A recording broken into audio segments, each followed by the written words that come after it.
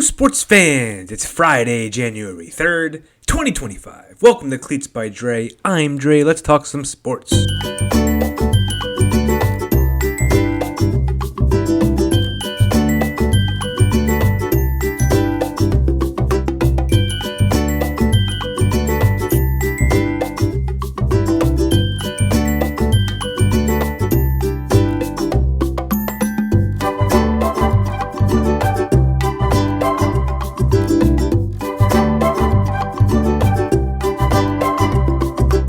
Yes, Happy New Year. Happy 2025. And I'll say, as a former student, as a fan, as a proud alum of the University of Notre Dame, I'm already having my best calendar year as a Fighting Irish fan. Yeah, you gotta say it. This is the rapid reaction, right? That Notre Dame win over the Georgia Bulldogs, 23-10, in the Sugar Bowl, in the quarterfinals of the college football playoff. That's a program-altering win. I know I called Texas A&M at the start of the year one, but this is a program-altering win. And what I'll say is the proudest I've ever been as a Notre Dame football fan yet. Remember, my journey with Notre Dame really started in 2010 when I enrolled there. So I'm going back 15 years. This is the proudest I felt as a fan. Not the most joy. I won't go to most joy yet. I'll leave at least the tailgate, the pregame tailgate before the Orange Bowl in 2013 between Notre Dame and Alabama in the parking lot outside Sun Life Stadium in Miami where we were partying and feeling good. I'll leave that as the most joy so far. But proudest, all the monkeys off the back. Most of the monkeys off the back, right? First major New Year's Six bowl win in 30 years. First win over Georgia ever. First win over the Georgia-Alabama conglomerate in terms of just dominating national titles. Yeah, it feels good. And you know why it feels so good? It didn't feel like a fluke. I never really felt like Notre Dame was losing control of the game. I think there were some tough spots, maybe in the end of the first quarter, second quarter. Georgia was driving. But from the start, Notre Dame looked like it belonged there. And that's an incredible thing to say, based on where this program has come.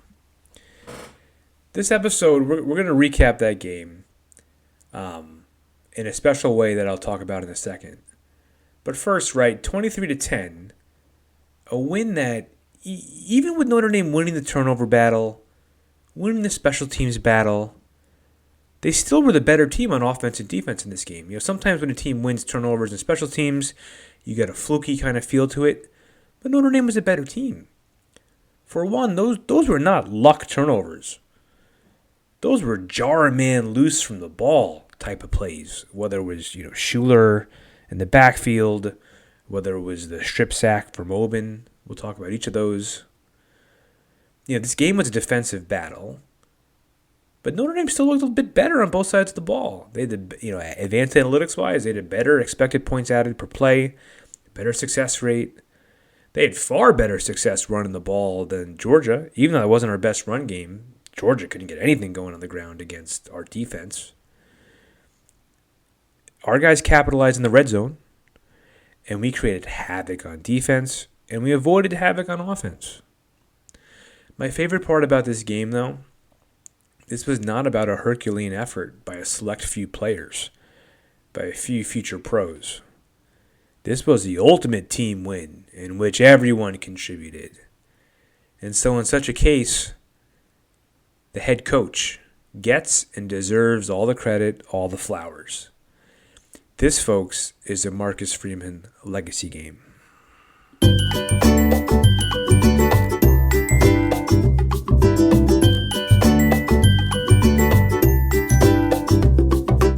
Yes, this is the Marcus Freeman legacy game. You had it all. You had the pep talks to the players. You had the energy. You had the dancing at one point. You had pep talks to America. We'll get into it, but I just think we need to look at this game through the lens of what Marcus Freeman has become as a head football coach, as a leader of men, a leader of a football program, a leader of a team that's in the semifinals now in the college football playoffs. So to help me do this, I talked to my friend ChatGPT, and I asked, what are the core competencies to be an elite college football head coach these days? And there are 6 we'll go through. First, strategic football knowledge, analytics, and decision making. Second, player development. Third, recruiting and talent evaluation. Fourth, staff management and delegation. Fifth, media and public relations. Sixth, leadership, culture building, and adaptability and change. Let's start with strategic football knowledge, analytics, and decision making. The deep understanding of the game, the X's and O's, the game planning and play calling, embracing analytics. Well, we talked about it in earlier podcasts. This year, he hired a director of football analytics, Anthony Trache from Pro Football Focus. And it showed all year with his decisions in game. And I was skeptical. Of what I had seen. And in this game, whether it was, some decisions to go for it on 4th and 1, the aggressiveness, I think what this showed up in a couple different spots in particular. For one, the stretch in the middle of the game, getting 17 points in 25 seconds, owning not just the middle 8 minutes of the game, but the middle 2 minutes of the game. I actually think Freeman wasn't at his best at the end of the first half with some clock management. That field goal with 40 seconds left, you didn't want to give the ball back to Georgia, but maybe you did. They got that strip sack. They came back for another touchdown. But the winning decision here was a decision to defer the start of the game and get that first possession in the second half after the game had settled in. Giving your defense the first shot early in the game, establishing tone with the way they had 4 tackles for losses in the first drive against Georgia. If you put the offense out there at the start, a little shaky, you don't get that first impression. So that alone was a winning decision. But and the most memorable moment in this game that will be talked about, the 4th down funniness, right, in the 4th quarter. The 8 minutes left. Putting the punt team out, doing the whole line change, panicking Georgia's sideline, panicking Georgia's defense into the offsides call. Freeman, and maybe throughout this game, but particularly in that moment, he outsmarted Kirby Smart. And Kirby Smart, 2-time title-winning coach, probably known as the top tactician in the game today, Freeman outsmarted him with that play. And it's funny, Kirby can complain and say SEC officials, whatever, you told them whatever, where you can't sub 11 out, 11 in. What I love is the on X, on Twitter, the community post correcting Kirby and saying, well, actually, the Notre Dame long snapper was never set. He never had gotten down in position because the rule book says if he's down ready to snap, then he can't sub 11 and 11. But he actually never got down. So, Freeman is a learner. He's a continuous learner. They learned from that fake punt that was called back against Virginia early in the year on the illegal formation. And him and Marty Biaggi, the special teams coach, they were going to get everything right down to the T. And Freeman got this one right. So just game day readiness. Hasn't he taken leaps and bounds? Who remembers Ohio State? Was that last year? 10 men on the field at the end of the game? And how we ridiculed him for that? This guy's preparedness, his maximizing his giving, what he can do during the game to help his team win. Oh, give him all his flowers for that. So, kudos to Marcus, now acing his strategic football knowledge, analytics, and decision making. Number 2 is player development. Ability to identify and maximize players' potential both on and off the field. And this is my favorite subtopic right here. I know I'm going to love the culture stuff. If you know me, you know I'm into that. But in this game, right, a roster's 85 men deep. I went through the box score. I watched the whole game. I counted easily 38, I guess actually 43 names that made an impact. Did you see? Can you think of how many guys made an impact? I'm going to run through every single guy right now for you. We'll go offense to defense, right? So Riley Leonard, don't talk too much about him. The 80 yards on the ground, the toughness, the leadership. Notre Dame star players come into this game were actually the running backs, Jadarian Price and Jeremiah Love. They didn't have their best games, but they fought. Aeneas Williams, who's the freshman third down back, some tough third down yards, right? Some tough catches, hung in there. Wide receivers, Jordan Faison continues to show elite shiftiness. And as a current lacrosse player, Bill Belichick, if he was in the NFL, he'd draft Faison. He's probably trying to throw money at Faison in the transfer portal next year to get him to North Carolina. No thanks, Bill. How about Bo Collins? Probably getting less activity than he wanted the last few games. But what a huge touchdown catch on really not a great ball thrown by Riley, an underthrown ball. But Bo was there. He had his moment. Jaden Thomas had his moment with a key 7-yard run to help really advance while they're trying to, ice the game. Jaden Greathouse was in there. Jaden Harrison, that return. That's enough that I think he's worthy of MVP of this game. That's a big 7 points. And what's great is Brian Driscoll pointed this out on X. Teams were really kicking away from him, right? Because he was really known as a kickoff return specialist, an All-American last year with 2 for touchdowns. He only got 10 returns prior to this game compared to 23 last year. He made number 11 count this year. Cam Williams had a catch? I didn't even realize that. The freshman wide receiver. Mitchell Evans, our stud tight end. Reliable third down grabs, right? Sitting down in zone coverage. The offensive line, Knapp, Schrouth, Coogan, Spindler, Wagner. Really, what a performance. Holding it together just enough from a unit we were panning in the preseason. Who's ready for the defense? I still have some breath. I'll do the defense. Adon Schuler. Wow, an absolute piss missile of a forced fumble. Defending our red zone. On Etienne, the guy, right? Georgia said, he's back. He's healthy. He's the guy. What a playmaker. What a tone setter. Xavier Watts, steady performance as always, the defensive MVP, 7 tackles, a tackle for a loss. The defensive backs hung in there. Leonard Moore, Christian Gray, Jordan Clark, they hung in there just enough. Rod Hurd with a big 4th down stop in the 4th quarter. Avoiding the pass interference, letting the Georgia defender fall down. The transfer from Northwestern. Linebackers, they were my sneaky. I didn't talk about it in my preview pod, but I tweeted it out today. I was thinking about it. They're fast. They're strong. And they were the glue on Notre Dame defense. Drake Bowen, a physical force. He'd start for any team in the country. Jack Kaiser, the savvy captain. Jalen Sneed set the tone early on with that tackle for the loss. Kind of announced the Irish were here and ready to play. Kahano Kia, I don't know much about him. Apparently he played and had half a tackle for a loss. Talk about the depth. Jaden Osbury had a fumble recovery. Junior Tua Lamaka had a big sack. R.J. Oben, the transfer from Duke. The Devils we know, right? Oben and Leonard. R.J. Oben, the son of Roman Oben, the former Giant. He had a huge sack, right? Oh my gosh, the sack and forced fumble. Where did he come from? Notre Dame's on like their second or third string defensive ends at this point. Joshua Burnham had a big tackle for a loss.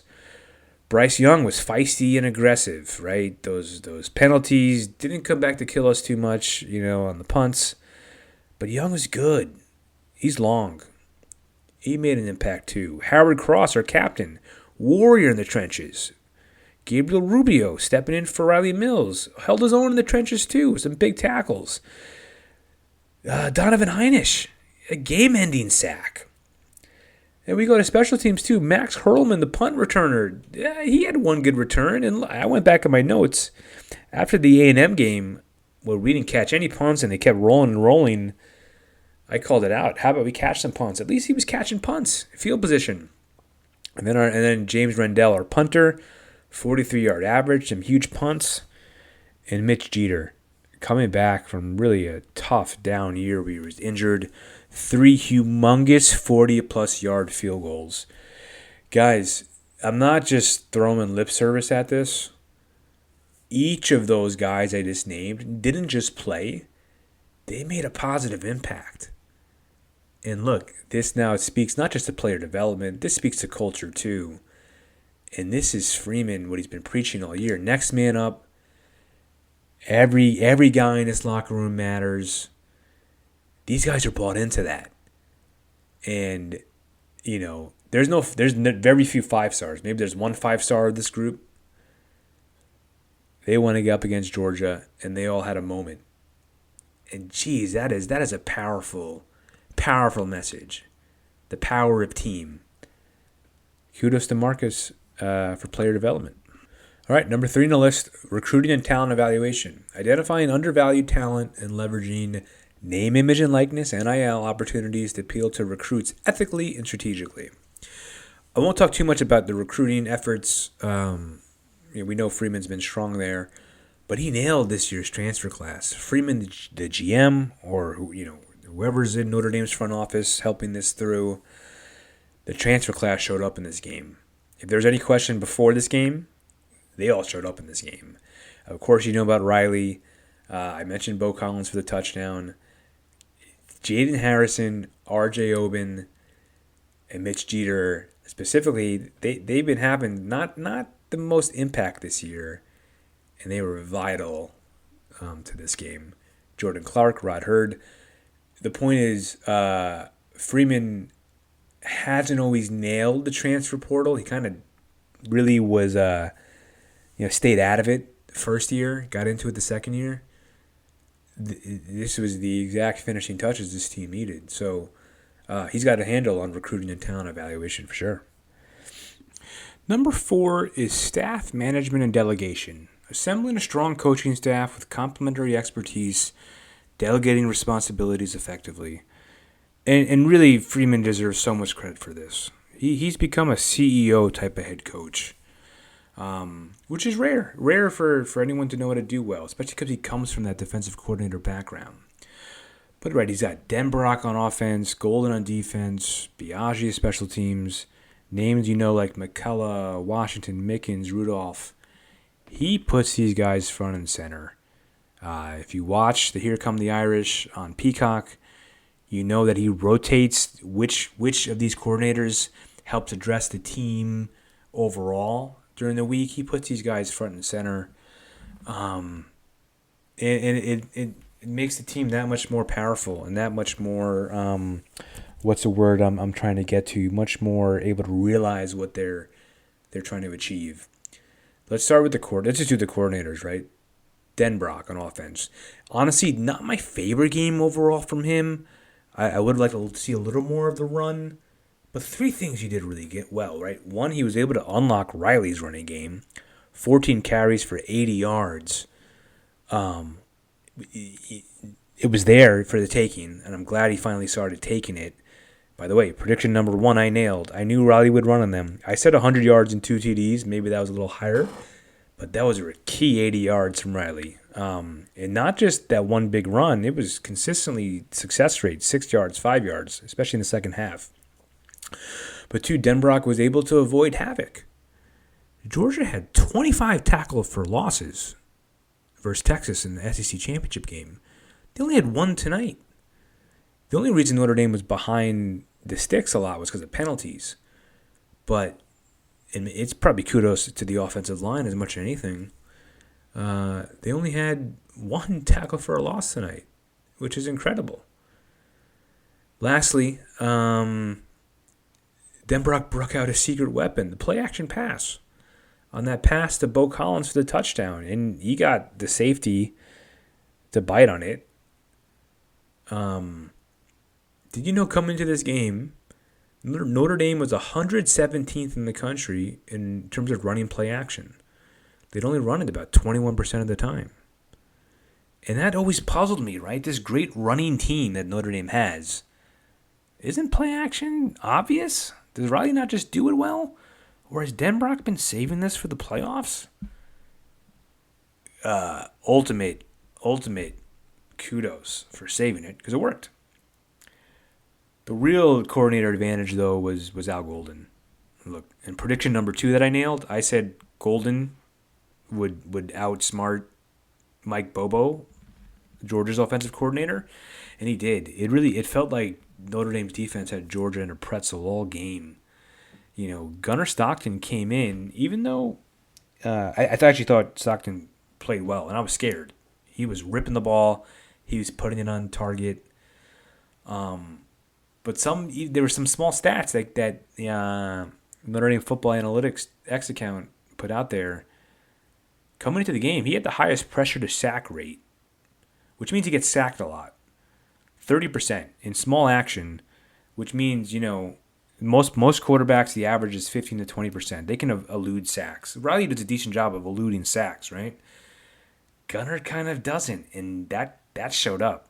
And so some exotic blitzes, some quotes from the Georgia offensive lineman after the game saying they couldn't quite handle some of the lateral moves on the defensive line. Again, with Notre Dame's second and third string rushers, Notre Dame got 4 sacks, and they were big sacks. They were forced fumble sacks or drive-killing sacks.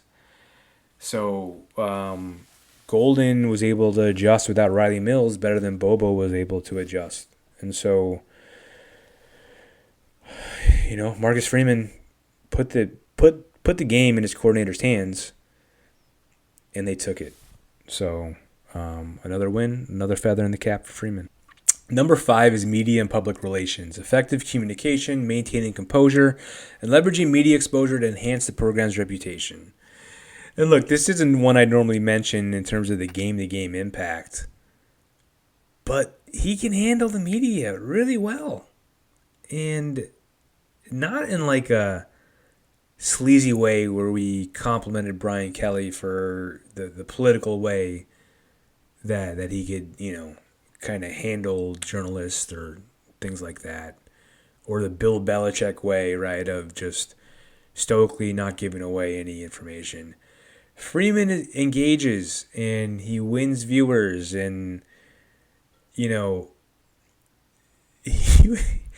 got worried before this game because I felt like he was trying to coach America. And look, let me pause and just say, tragedy struck, right, New Year's morning in New Orleans, and it really does make you think twice about who cares about a football game, right? With the loss of life that happened. I thought the right decision to postpone the game, make sure everything's safe. But here comes Freeman on SportsCenter Wednesday evening. His quote, "In the toughest moments, the culture of any program, of a nation, is revealed. And I have a lot of faith that this country will rally around New Orleans and support all the victims and families that were affected today." He's coaching America. I just want you to coach my team. If you can run for office, that can come. But he can't help himself. He's in leadership mode. He wants to lead men, lead young men, lead families, lead women. He can handle the media. He's that outward-facing image that the players see, and it gives them confidence. And he's been able to handle it. He handled it well after the Northern Illinois loss, where things really could have crumbled. He stood up and said, "I got to look in the mirror some more. I had to figure things out." He's been steady, and he deserves credit for that. And number 6, the last one we'll do. Leadership, culture building, and adaptability to change. Creating a winning and resilient culture that fosters accountability, teamwork, and discipline. Managing challenges. Look, when you handicap a game, really just when you're trying to figure out if your team's going to win or not, you don't want to analyze necessarily how a team will respond to a terrorist attack or the tragedy that happened Wednesday morning. But I couldn't help but have a feeling that Freeman's the right coach for that kind of moment. Right? It's strange. It's got to be strange. Players are told to shelter in place at a hotel. So their routines are off. They're worried. Were some of their friends or family members out in the French Quarter at that time? They don't know what to think, so they look to their coach to guide them.